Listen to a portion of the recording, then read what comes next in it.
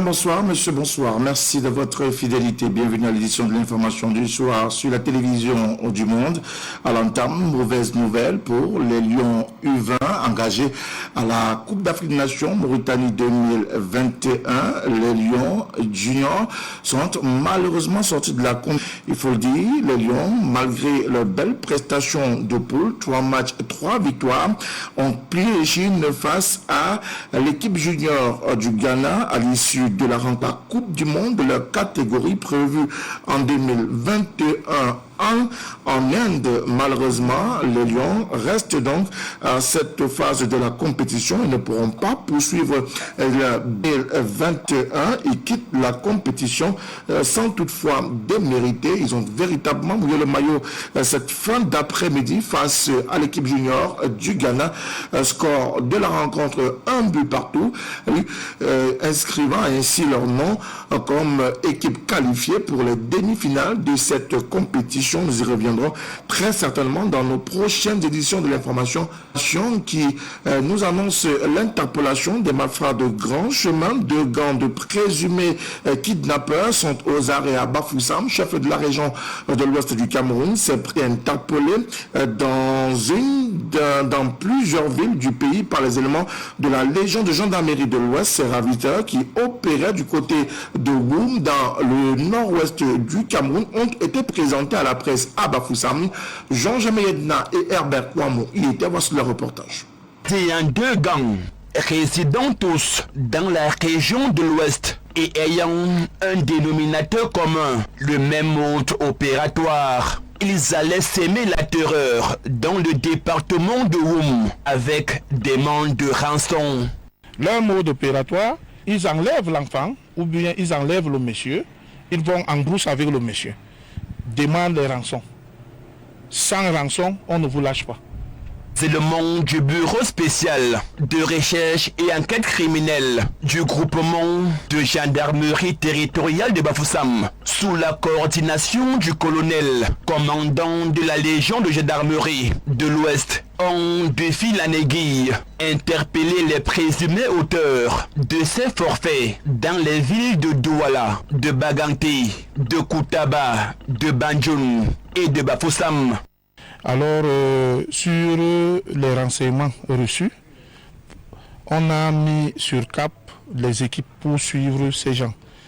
Ils ont pris en otage certaines personnes dans le nord-ouest, parce que là, on a 2 équipes. Et sous la coordination et l'encadrement du commandant de la Légion de l'Ouest, il a mis les moyens qu'il fallait, dont les moyens en locomotion et financiers, pour tout faire, pour éradiquer cela ici. Parce que ce monde, ces gens-là vivaient dans l'ouest. Ils partent de l'ouest pour aller opérer au nord-ouest. Mise au parfum de l'arrestation de ces présumés kidnappeurs, les victimes ont fait le déplacement de Bafoussam. Question de témoigner et de reconnaître leur bourreau. Et au jour d'aujourd'hui, on a eu des gens enlevés qui sont parmi nous, qui sont venus eux-mêmes témoigner. Donc, ils ont enlevé certains et demandé les rançons de 5 millions, 3 millions et demi, 2 millions, 1 million et demi. On a eu les gens qui sont sortis du nord-ouest, qui sont venus, celui de 5 millions, parce qu'il était là, c'est celui de 5 millions, celui de 3 millions, pour les faire pour le moment. Et au moment où nous allions sous presse, ces 7 présumés ravisseurs devaient être traduits devant le commissaire du gouvernement du tribunal militaire de Bafoussam pour répondre de ce qui leur est reproché. Merci Jean-Jamais Edna et Herbert Kouamou. Justement, dans le cadre de la lutte contre le grand banditisme, la criminalité et l'insécurité grandissante à travers le pays, le chef de l'État Paul Biya a prescrit la mise en route d'un recrutement dans les forces de défense et de sécurité, notamment dans le bâton d'intervention rapide. Ils sont donc 154 jeunes à avoir franchi la ligne d'arrivée ce jour lors du recrutement 2021 du BI, venu des régions du littoral et du sud-ouest. Ces futurs commandos ont exécuté avec bravoure les différentes étapes et épreuves mises en compétition ce jeudi. Patrick Ngwanya et Patrice Fokou y étaient. Voici le reportage. Le bataillon d'intervention rapide détient ses 450 candidats des régions du littoral et du sud-ouest, soit 300 pour le littoral et 150 pour le sud-ouest.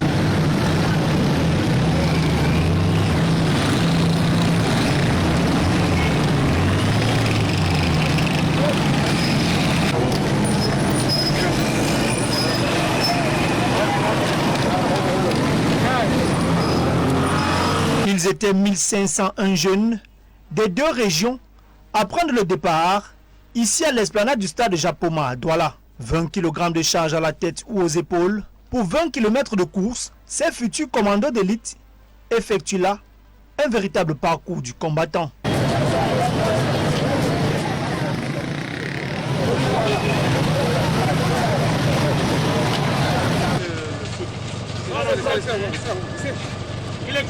Au finish, les 450 premiers à avoir franchi la ligne d'arrivée exultent. C'était facile, ça n'a pas été facile. Mais c'était bien! Et le premier du littoral, le voici. Il s'appelle Ismaël Joseph Egoubene, originaire de Milan, dans le département du Mungo. Pour lui, c'est un rêve d'enfant qui vient de s'accomplir.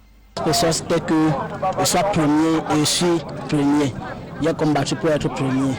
Le but, c'est quelque chose qui m'a déjà plu. L'armée, c'est quelque chose qui m'a plu dès le départ. Moi aussi, je veux servir mon pays. Je veux que mon pays soit fier de moi. Je voudrais ici dire que cet exercice nous a permis une fois de plus de comprendre, de savoir, de témoigner l'engagement que les jeunes Camerounais ont à défendre les intérêts de la République, à protéger les personnes et leurs biens. Une heure après l'arrivée du dernier, place à une autre course de 10 km, cette fois-ci sans charge, pour les 450 promus. La marche poteau, en début d'après-midi, a marqué l'épilogue de ce recrutement du BIR. Le cap est mis à présent sur Bafoussam pour les régions de l'Ouest et du Nord-Ouest. Dans la capitale portière du Cameroun, ce jeudi 25 février 2021 est jour de rentrée solennelle à la Cour suprême du Cameroun. La cérémonie est pour cadre la salle d'audience d'apparat de la plus haute juridiction du pays. La Cour suprême, qui est la plus haute juridiction en matière judiciaire, administrative et de jugement des comptes du Cameroun, a donc effectué ce 25 février 2021 sa rentrée solennelle. La cérémonie solennelle de rentrée a d'ailleurs tenu en haleine l'ensemble du corps judiciaire attendu était présent à cette cérémonie. Les différents corps constitués nationaux, les membres du corps diplomatique et ceux de la grande famille judiciaire. Des articulations ont justement marqué cette cérémonie. Les réquisitions du procureur général près la Cour suprême, Luc Ndjodo, et le discours du premier président de la haute juridiction, Daniel Mekobe Sonner. Précisons que le 20 février 2021, les réquisitions du procureur général près la Cour suprême avaient porté sur le respect du nouveau code de procédure pénale en ses articles 218 et 221 sur l'arrestation et la détention provisoire. Luc Ndjodo avait donc notamment rappelé aux magistrats qu'il s'agit d'une mesure exceptionnelle engagée en cas de délit et de crime. C'est donc le cas encore en cette année 2021. Et également, l'allocution du premier président de la Cour suprême du Cameroun était davantage axée sur les enjeux de la protection pénale des instruments de paiement, de crédit et sur le climat des affaires au Cameroun. Le Cameroun ne peut véritablement se développer que si notre économie prend son envol. L'éclosion des activités économiques est un prélude au développement du pays. De Paul Biya a tenu donc à préciser et à marteler, faut-il le rappeler, le président de la plus haute juridiction du Cameroun, Daniel Mekobe Sonner, c'était précisément ce jeudi à la salle des audiences, la salle d'apparat justement de la plus haute juridiction du Cameroun, la Cour suprême. Nous restons dans la capitale politique du Cameroun pour parler à présent des chantiers routiers.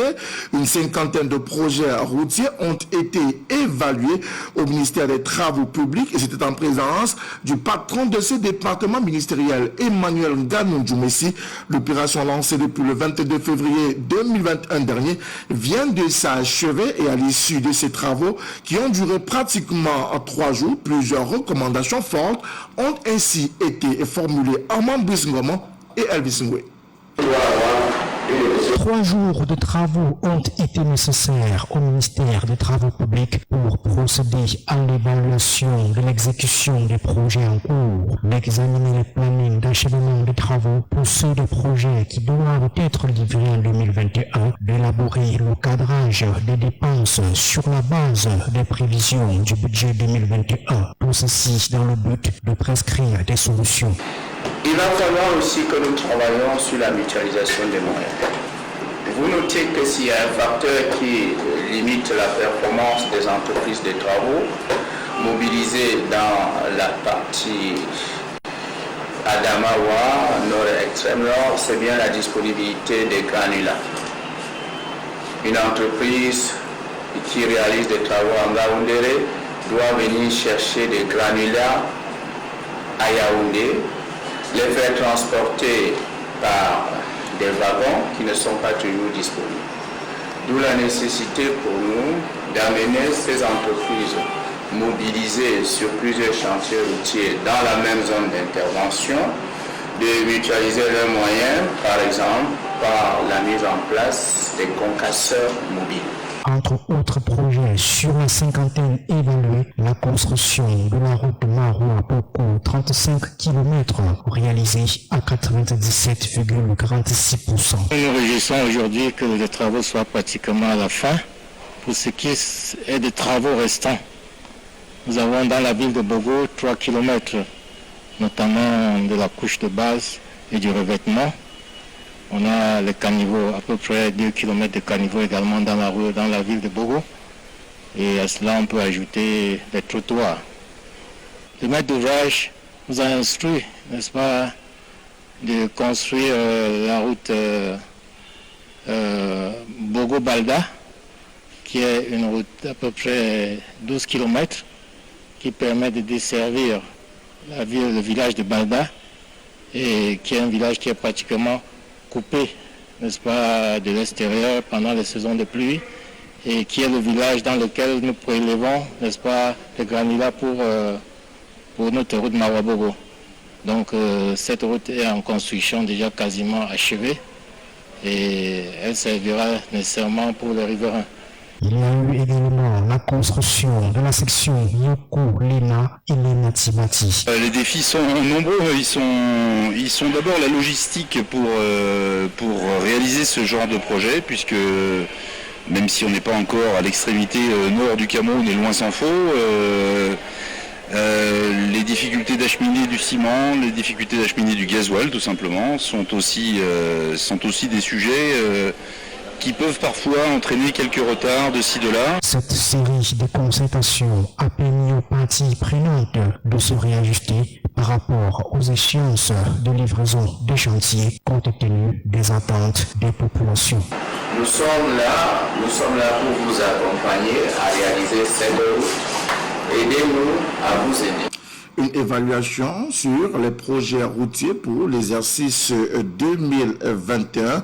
Ces projets routiers doivent être parachevés d'ici la mi-année 2021. C'est d'ailleurs l'une des recommandations fortes mises par le ministre Emmanuel Nganou Djoumessi en charge des travaux publics. Nous nous rendons à présent dans la région de l'ouest du Cameroun et précisément dans la localité de Malantoine, dans le département du Noun, où la place des fêtes a servi de cadre à la double cérémonie d'installation officielle de l'exécutif municipal de Malantoine, mais également la première étape de la tournée de prise de contact et socio-économique du tout nouveau préfet du département du Noun, Donatien Patrick Ngwanya et Hébert Kouamou, étaient dans sa suite. Voici le reportage.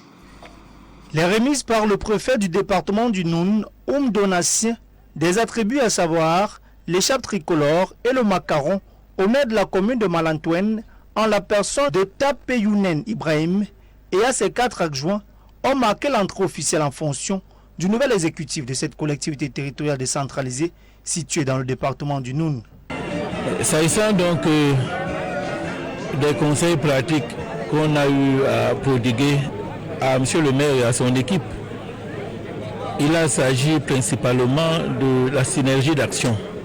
Nous avons demandé le concours de toutes les populations, des élites intérieures et extérieures, des conseillers municipaux et de toutes les forces vives, de travailler aux côtés de cet exécutif municipal pour asseoir une véritable stratégie de développement local à l'aide de la décentralisation. Le nouveau conseil municipal est aux couleurs de l'Union démocratique du Cameroun, UDC, et le maire rempile pour un second mandat qui place sous le signe de la continuité. Par rapport à ce second mandat que nous prenons, il est question, à l'heure où la décentralisation devient de plus en plus effective, de continuer les actions que nous avons entamées au cours du premier mandat, à savoir la recherche du bien-être des populations. La seconde phase de la double cérémonie a été la prise de contact du nouveau préfet du département du Noun avec les forces vives et les populations de l'arrondissement de Malantouen. Le maire de la commune de Malantouen, auréolé de ses attributs, a présenté l'arrondissement en relevant ses forces, faiblesses et opportunités avant d'égrener un chapelet de doléances dont l'une des principales est le bitumage de la route Fumban-Malantouen. Dit-on, quand la route passe, le développement suit. Ensuite, par l'adduction d'eau, dont les travaux engagés au cours du premier mandat seront poursuivis avec la dotation de certaines concessions en eau, puisque nous avons déjà un château d'eau, de bonnes fontaines, et ce sera donc l'extension au cours de ce mandat.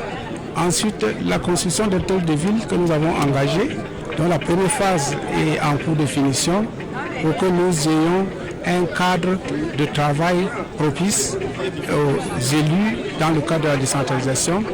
Ensuite, le problème de l'électrification, parce qu'on ne saurait laisser les gens dans le noir. Cette cérémonie d'installation en Malantouen ouvre donc un long feuilleton des installations des nouveaux exécutifs communaux du département du Noun, couplé à la tournée de prise de contact du nouveau patron de ce département, qui court jusqu'au 13 mars 2021.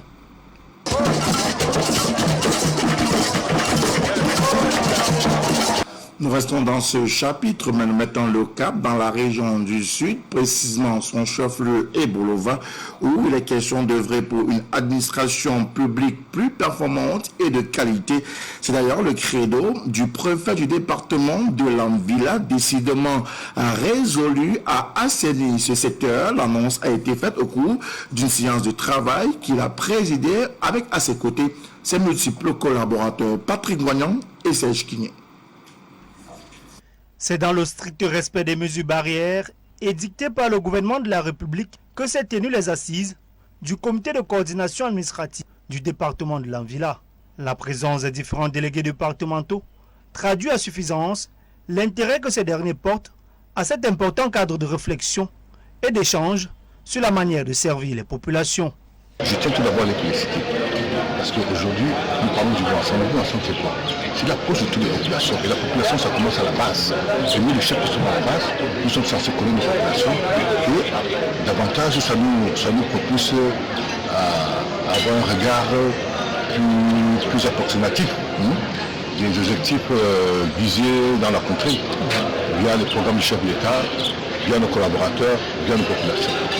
Donc je suis très enchanté de savoir qu'aujourd'hui, nous faisons partie de cette approche et je tiens à vous rassurer que le regard que nous allons apporter, ça va être un regard juste. Pour le préfet du département de l'Anvila, les assises de ce jour sont placées sous le signe de la compétence et de la performance. Aujourd'hui, nous sommes dans une administration de performance. Ça veut dire que nous devons enquêter, questionner le public. Nous n'avons pas encore de manière officielle homologué l'entretien d'évaluation. Mais nous pensons qu'il est question aujourd'hui de donner la possibilité au public, de nous donner la perception qu'il a de nos manières de servir. C'est tout ça qui va nous permettre nous-mêmes aussi de nous amender pour tendre vers l'excellence. Évidemment, si on vous confie des responsabilités et qu'il n'y a pas un minimum de contrôle, vous risquez de vous enliser dans la paresse ou la torpeur. Le département de l'Anvila s'inscrit ainsi dans une logique de performance et d'émergence pour le bien-être des populations. Vous avez parlé du bien-être des populations, c'est également le maître mot de l'association Action Plus Féminine des femmes BICOC. Et ces femmes se sont d'ailleurs rendues pour des actions de solidarité à l'école maternelle publique de Pouma, c'est dans le département de la Sanaga-Maritime, région du littoral, après avoir contribué, participé de manière significative à la construction d'une salle de classe et du bloc administratif. Ces bâtiments flambant neufs ont été réceptionnés. La cérémonie très courue a d'ailleurs été présidée par le sous-préfet de l'arrondissement de Pouma. Retour sur cette très belle fête qui a honoré les enfants dans ce reportage. Effervescence particulière ce 23 février 2021 dans la cour de l'école publique de Pouma Centre dans le département de la Sanaga-Maritime, région du littoral.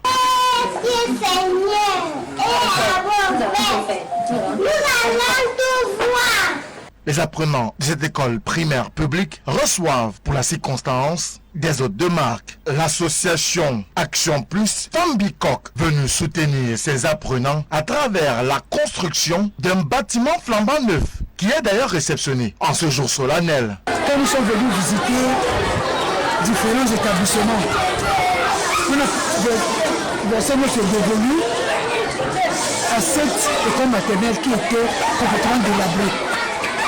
Je me demandais comment les enfants pouvaient étudier dans de tels lieux. Vraiment, il faut qu'on fasse quelque chose pour nos enfants.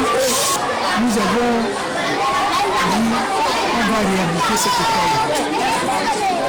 Il y a une multiplication de plans, c'est tout ce que je peux vous dire. Parce que l'argent sortait, mais il y avait toujours l'argent. Les gens nous ont donné un coup de pouce. Applaudi par la communauté éducative, le geste de solidarité et d'accompagnement de l'association Action Plus Femmes BICOC est salué ici à sa juste valeur. À tous et à chacun, nous disons merci pour vos efforts multiformes à l'endroit de notre école. Je voudrais dire merci, grand merci à cette association Action Plus Femmes BICOC qui sont venus rénover cet établissement.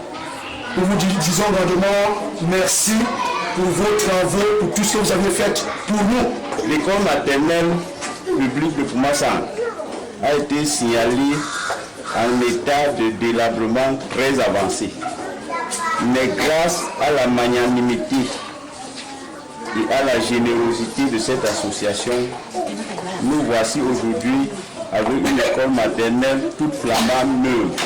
Pour les autorités administratives, municipales et même pédagogiques, les apprenants de l'école publique de Pouma Centre, au travers de ce bâtiment flambant neuf, ont de quoi être formés dans de meilleures conditions. Cette grandiose œuvre sociale essentiellement dédiée à la formation de nos tout petits et surtout pour leur meilleur encadrement.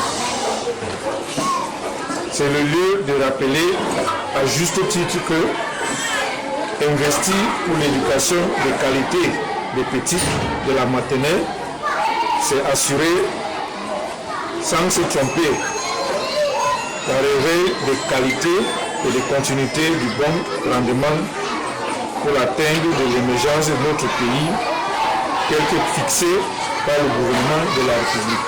Quant aux dames de l'association Action Plus Femmes BICOC, ce geste de cœur ainsi posé, qui n'est pas le premier, n'entend pas non plus être le dernier, d'autres actions d'envergure sont annoncées sur le terrain. Et on ne va pas seulement s'arrêter à Pouma Centre, parce que nous avons dans l'ensemble, il y a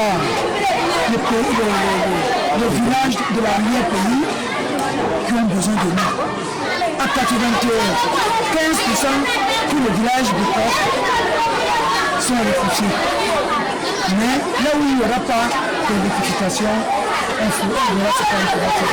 La cérémonie de rétrocession de ce bâtiment flambant neuf, très couru et tenu dans le strict respect des mesures barrières, était présidée par le sous-prophète de l'arrondissement de Pouma, avec à ses côtés une demi-douzaine des femmes de l'association Action Plus Femmes Bicoque et de plusieurs autres personnalités.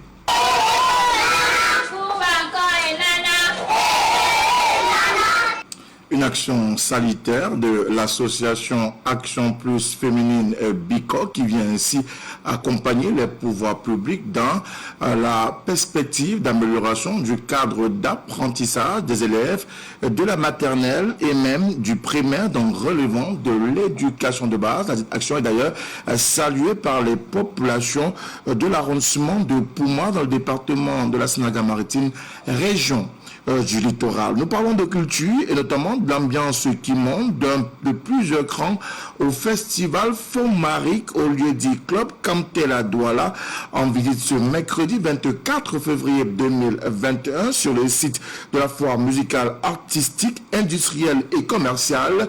Le premier adjoint de la mairie de la ville, représentant par ailleurs personnel du maire de la ville, le docteur Jérémy Solé, et qui était accompagné à l'occasion du maire de la commune de Douala 5e, a découvert les merveilles qu'offrent les exposants. Jean-Germain Yetna, reportage. C'est une visite officielle du maire de la ville de Douala sur le site du festival Fomaric au club Kamtel Bepanda. Ce mercredi 24 février 2021, le premier adjoint représentant personnel du maire de la ville de Douala, qui était accompagné pour l'occasion du maire de la commune d'arrondissement de Douala 5e, a fait le tour du village du festival et découvert des merveilles qu'offrent ces nombreux exposants, notamment le Made in Cameroun, valorisé au festival Fomaric. Ce qui m'a aussi frappé, c'est la part importante que les jeunes prennent dans la promotion des produits. C'est les jeunes qui tiennent tous les stands. Et je pense que non seulement, ils ne tiennent pas des stands comme simples vendeurs, mais comme des promoteurs, ce qui est très important. Et donc, cette fois, vous savez, c'est un formidable carrefour qui est à la fois économique, qui est culturel et qui surtout promet les jeunes. Vous avez vu toutes les formations dans tous les domaines qui sont donnés aux enfants. Et la ville de Douala, d'ailleurs, qui a aussi pour ambition, n'est-ce pas, de maintenir Douala en position de la ville économique du Cameroun. Au-delà de l'imprégnation de l'évolution de cette foire musicale, artistique, industrielle et commerciale, et d'avoir une idée du contenu que proposent ces différentes entreprises, le docteur Jérémy Solé et le maire Richard Fongwang sont venus soutenir cette initiative du promoteur Coty François, vieille de 28 ans. Le Fomaric fait déjà partie de l'identité de la ville de Douala, parce que c'est l'un des rares festivals que nous avons dans la ville de Douala. Et ce que je peux dire, c'est que j'étais déjà là l'an passé. Je pense que les choses vont en s'améliorant. C'est pour ces raisons que la ville de Douala soutient ce festival et va continuer à le soutenir pour que les choses s'améliorent. Le partenariat entre la mairie de la ville et le festival Fomaric va aller de l'avant, va continuer d'une manière comme le maire l'a dit tantôt. C'est pour cette raison que j'invite tout le monde à continuer de soutenir le festival Fomaric. Sur place, le célèbre bassiste Aladi Touré et son équipe ont annoncé les couleurs d'un week-end explosif au festival Fomaric avec ce vendredi la nuit du rire où des artistes humoristes de renom seront sur la scène et le duo de l'heure, Kossi et Coco Argenté, qui va mettre du feu ce samedi 27 février avant la clôture du festival le 8 mars prochain.